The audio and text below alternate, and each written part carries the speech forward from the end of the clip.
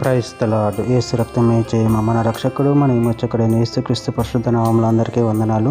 చిన్న ప్రార్థన ద్వారా ఈ రాత్రికాల వాక్య ధ్యానం చేసుకుందాము. పరిశుద్ధుడ మహాగణుడైన దేవ యేసయ్య, సర్వాధికారి నాయన, మీకే వేలాది వందములు కృతజ్ఞత స్తుతి స్తోత్రం చెల్లించుకుంటున్నాను.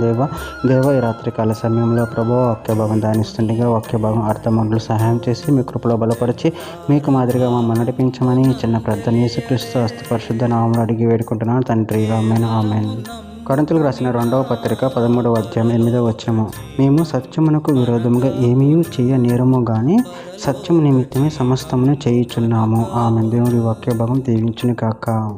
ప్రభునందు ప్రియులారా, మనము ఇక్కడ వాక్య భాగంలో గమనించినట్లయితే మేము సత్యమునకు విరోధముగా ఏమీ చేయ నేరము గాని సత్యము నిమిత్తమే సమస్తమును చేయుచున్నాము.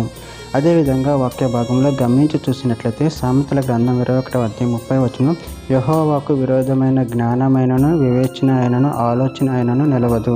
మార్కు సువార్త 16వ అధ్యాయం 17 నుంచి 19 వచనాల్లో నమ్మిన వారి వలన ఈ సూచక్రియలు కనపడును. ఏవనగా నా నామమున దయ్యములను వెళ్ళగొట్టెదరు, క్రొత్త భాషలు మాట్లాడెదరు, పాపములను ఎత్తి పట్టుకొందరు, మరణకరమైనదేది త్రాగినను అది వారికి హాని చేయదు, రోగుల మీద చేతులుంచినప్పుడు వారు స్వస్థత నొందుదరని వారితో చెప్పిన. ఇలాగూ ప్రభువైన యేసు వారితో మాట్లాడిన తర్వాత పరలోకమునకు చేర్చుకొనబడి దేవుని కుడి పార్శ్వమున ఆసీనుడాయెను. కొరింథీయులకు రాసిన మొదటి పత్రిక 5వ అధ్యాయం 4-5 వచనాలలో ఏమనగా, ప్రభువైన యేసు దినమందు వాని ఆత్మ రక్షింపబడినట్లు శరీరచ్చులు నశించుటకై మన ప్రభువైన యేసుక్రీస్తు నామమున మీరును నా ఆత్మయు మన ప్రభువైన యేసుక్రీస్తు బలంతో కూడి వచ్చినప్పుడు అట్టి వారిని సాతానుకు అప్పగింపవలెను.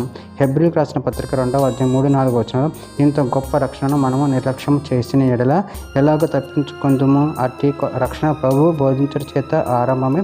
దేవుడు తన చిత్తానుసారంగా సూచక్రియల చేతను మహత్కారముల చేతను నానా విధములైన అద్భుతముల చేతను వివిధములైన పరిశుద్ధాత్మ వరములు అనుగ్రహించట చేతను వారితో కూడా సాక్ష్యం ఇచ్చుచుండగా వినిన వారి చేత మనకు దృఢపరచబడెను. చివరిగా ఒక మాట, కొరింథీయులకు రాసిన 2వ పత్రిక 13వ అధ్యాయం 9వ వచనం, మేము బలహీనులమై ఉన్నను మీరు బలవంతులై ఉండిన ఎడల సంతోషించదము.